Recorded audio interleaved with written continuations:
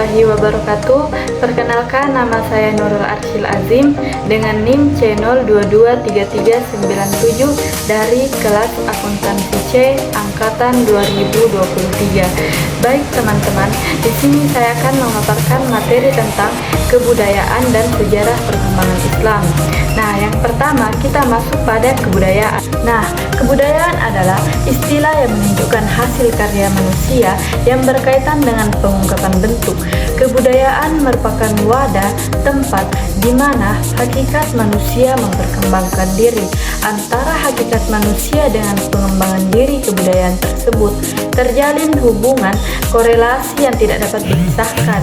Dalam perkembangannya, kebudayaan sering dipengaruhi oleh banyak faktor seperti tempat, waktu, kondisi masyarakat, sehingga lahir suatu bentuk kebudayaan khusus seperti kebudayaan Islam, kebudayaan Timur, dan kebudayaan Barat. Kebudayaan lahir dari akal budi, hati nurani manusia. Baik, selanjutnya teman-teman, kita masuk pada sejarah peradaban Islam. Sejarah peradaban Islam itu sendiri terbagi menjadi 3 periode. Yang pertama, periode klasik, yang kedua, periode pertengahan, dan yang ketiga, periode modern.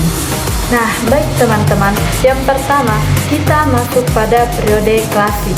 Sejarah peradaban Islam perlu dikenali dari periode klasik.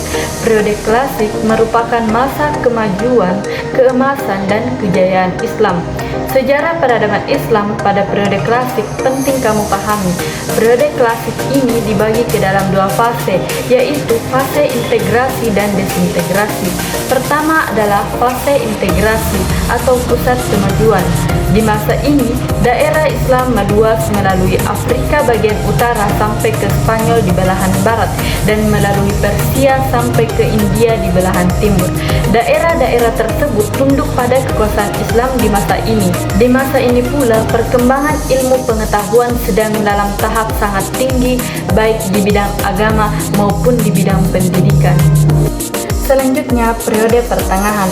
Sejarah peradaban Islam pada periode pertengahan juga dibagi ke dalam 2 fase. Pertama, fase kemunduran pada tahun 1250 sampai 1500 Masehi. Di masa ini, desentralisasi dan disintegrasi makin meningkat. Perbedaan antara Sunni dan Syiah dan juga antara Arab dan Persia semakin terlihat nyata.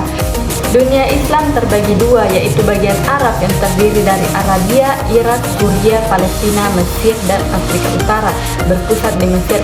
Kemudian bagian Persia yang terdiri dari Balkan, Asia Kecil, Persia, dan Asia Tengah berpusat di Iran. Kebudayaan Persia mendesak kebudayaan Arab. Pada fase ini, di kalangan umat Islam semakin meluas pendapat bahwa pintu ijtihad tertutup.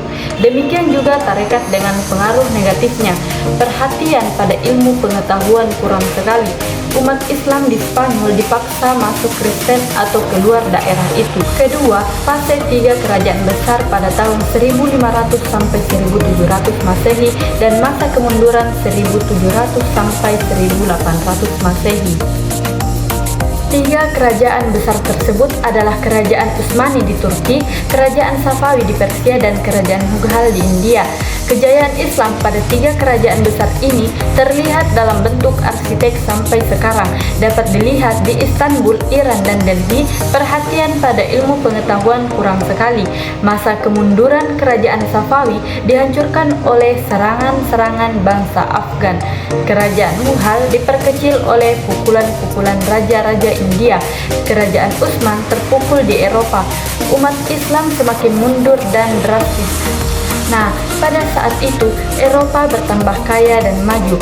Penjajahan Barat dengan kekuatan yang dimilikinya meningkat ke dunia Islam. Akhirnya Napoleon menduduki Mesir di tahun 1748 Masehi. Saat itu Mesir adalah salah satu pusat sejarah peradaban Islam yang terpenting. Selanjutnya kita masuk pada periode modern. Nah, Periode modern seperti teleskop, mikroskop, alat-alat untuk percobaan kimia, dan 2 set alat percetakan dengan huruf Latin, Arab, dan Yunani yang dibawa serta oleh Napoleon. Jadi di periode modern ini timbullah pemikiran-pemikiran, ide-ide mengapa umat Islam lemah, mundur, dan bagaimana mengatasinya, dan perlu adanya pembaharuan dalam Islam. Raja-raja dan para pemuka Islam mulai memikirkan bagaimana meningkatkan mutu dan kekuatan umat Islam kembali.